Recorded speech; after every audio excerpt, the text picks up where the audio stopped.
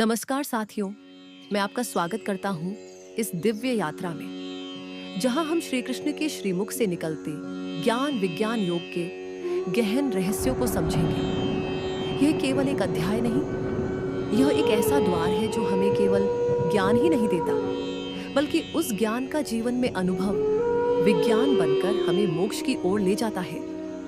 तो चलिए, अर्जुन की ही तरह हम भी श्री कृष्ण के चरणों में बैठते हैं और इस अध्याय को मन, बुद्धि और आत्मा से सुनते हैं। श्री कृष्ण कहते हैं, हे अर्जुन, अब मैं तुझे वह ज्ञान और विज्ञान बताने जा रहा हूँ जिसे जानने के बाद तुझे कुछ और जानने की आवश्यकता नहीं रहेगी। यहाँ से पहले जैसा पूरा अध्याय शुरू होता है, ज्ञान और विज्ञान का अंतर, फिर अपरा परा प्रकृति, फिर माया, भक्तों के प्रकार, अन्य देवताओं की पूजा, पूर्ण ज्ञान और अंत में समापन।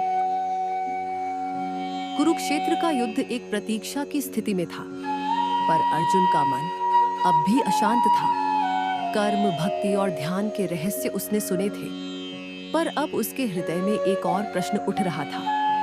हे मधुसूदन, आप कहते हैं कि आप ही सर्वत्र हैं, लेकिन क्या केवल जान लेने से मुक्ति मिल जाती है, या क्या आपको अनुभूति से जानना भी आवश्यक है?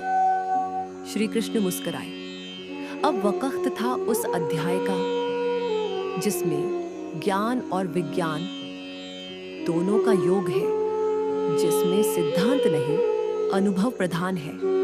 श्री कृष्ण कहते हैं, हे अर्जुन, अब मैं तुझे वह ज्ञान और विज्ञान बताने जा रहा हूँ जिसे जानने के बाद तुझे कुछ और जानने की आवश्यकता नहीं रहेगी। ज्ञान जानना कि परमात्मा है, सुनना, पढ़ना, तर्क करना। विज्ञान उसे भीतर अनुभव करना, अहंकार, वासना और मोह से ऊपर उठकर उस सत्य को जीना। हजारों में कोई एक मुझे प्राप्त करने का प्रयास करता है, और उन प्रयास करने वालों में भी शायद कोई एक मुझे संपूर्ण रूप से जान पाता है। यह वाक्य केवल अर्जुन के लिए नहीं था, यह हम सबके लिए एक शुभ आमंत्रण था। हे अर्जुन, यह संसार मेरी दो शक्तियों से बना है, अपरा भौतिक और परा आध्यात्मिक। अपरा प्रकृति, पृथ्वी, जल, अग्नि, वायु, आकाश, मन, बुद्धि और अहंकार, यह सभी तत्व माया के अधीन है। यही संसार का दृश्य पक्ष है। परा प्रकृति, चेतन शक्ति जो जीवों को जीवन देती है, आत्मा जो परमात्मा की झलक है। हे अर्जुन, यह चेतना मेरी ही दिव्य शक्ति है। यही परा प्रकृति सभी जीवनों का आधार है। एक बीज जो वृक्ष बनता है, अग्नि जो सूर्य में चमकती है, वायु जो सब में प्राण फूंकती है, सब मेरे ही रूप है। हे अर्जुन, मैं ही इस समस्त जगत का मूल कारण हूँ। सब मुझसे उत्पन्न होते हैं और मुझ में ही विलीन हो जाते हैं। जैसे समुद्र में लहरें उठती हैं और उसी में लौट जाती हैं, वैसे ही ये समस्त जीव, वस्तुएं और भावनाएं मुझसे निकलकर मुझ में ही लौटते हैं। जो ज्ञानी इस सत्य को समझता है, वह कभी मोह, क्रोध या लोभ से विचलित नहीं होता। बांसुरी की मधुरता, चांद की शीतलता और अग्नि की ऊष्मा में मैं ही हूँ। श्री कृष्ण, माया मेरी ही शक्ति है, पर वह अत्यंत मोहिनी है। वह लोगों को मेरे असली रूप से दूर कर देती है। माया क्या है? इच्छाओं की धुंध, अहंकार की दीवार और भ्रम की चादर जैसे सूर्य को बादल ढक देते हैं, वैसे ही माया हमें हमारे वास्तविक स्वरूप से ढक देती है।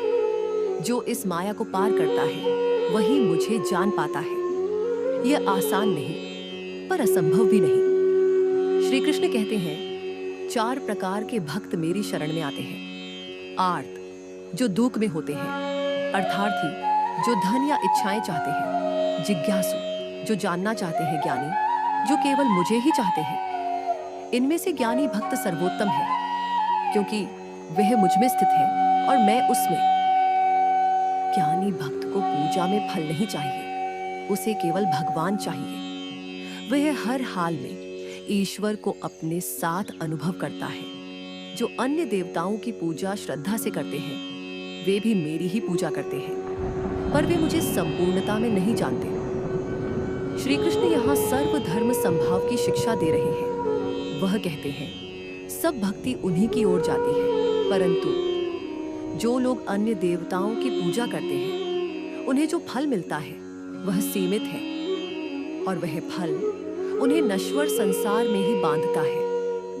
श्री कृष्ण का उद्देश्य यह नहीं कि कोई देवता छोटा है, बल्कि यह बताना कि अंतिम लक्ष्य परम ब्रह्म की प्राप्ति है।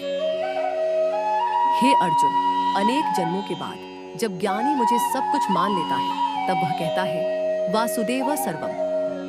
यह ज्ञान जन्मों के अभ्यास और त्याग से आता है।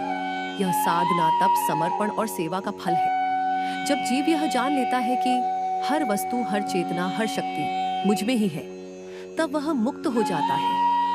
ऐसा ज्ञानी मनुष्य फिर कभी मोह, द्वेष, ईर्ष्या या भय में नहीं पड़ता। जो मेरी इस दिव्य प्रकृति को जानता है, वह जन्म और मृत्यु के चक्र से मुक्त हो जाता है।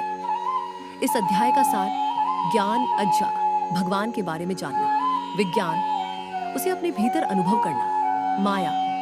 सबसे बड़ी रुकावट भक्त से नर 4 प्रकार के होते हैं। ज्ञानी लान ईश्वर का साक्षात अनुभव करता है। परम सत्य यह है, ईश्वर सर्वत्र है, सबका मूल है और सबका अंतिम लक्ष्य भी वही है।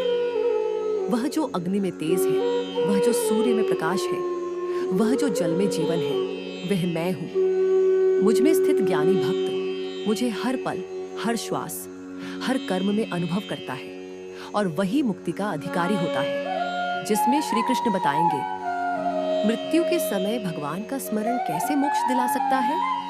तो जुड़े रहिए अगले अध्याय में। जय श्री कृष्ण। हरि ओम तत्सत। धन्यवाद।